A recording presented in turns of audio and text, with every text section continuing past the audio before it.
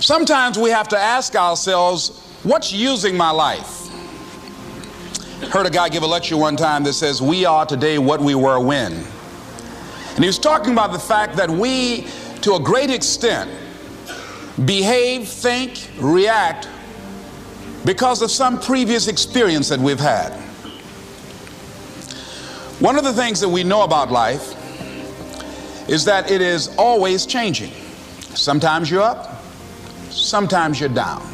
Sometimes things go real well, and sometimes they don't. Sometimes you're happy, and sometimes you're sad. Now that's that thing called life.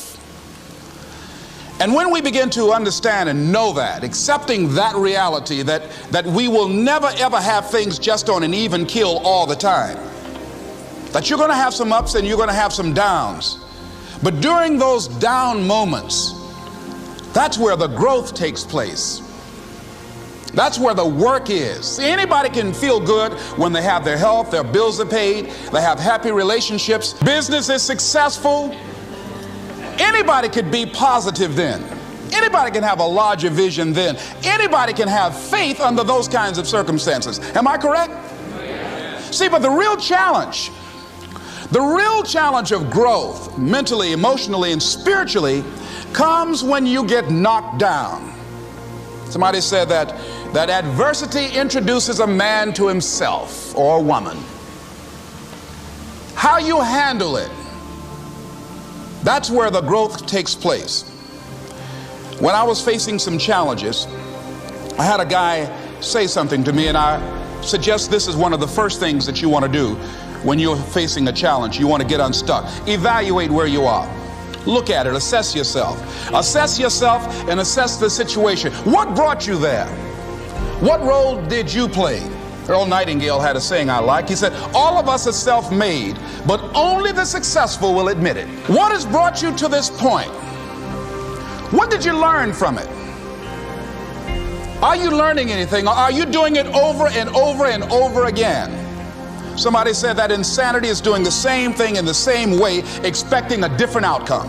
Are you going through it, or are you growing through it? Are you bigger and better because of it? Because it's not going to leave you until you grow through it. I was going through a major challenge in my life that was wearing me out, that was using me.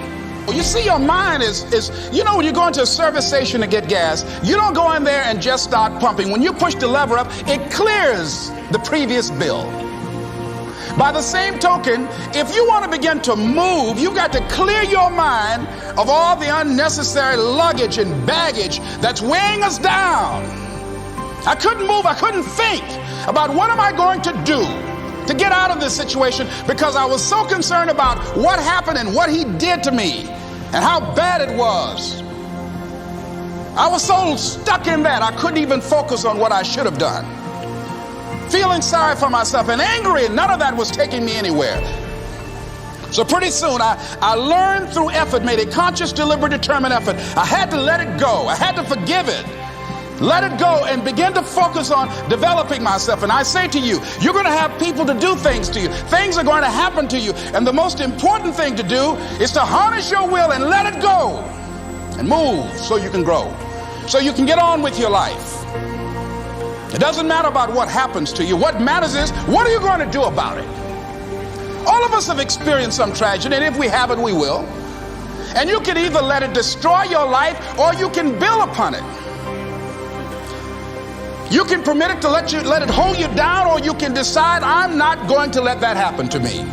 I'm bigger than this. Make a declaration to yourself.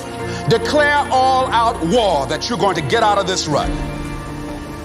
I don't care how good you are. I don't care how talented you are. I don't care how much you work on yourself. There are some times when things aren't going to go right.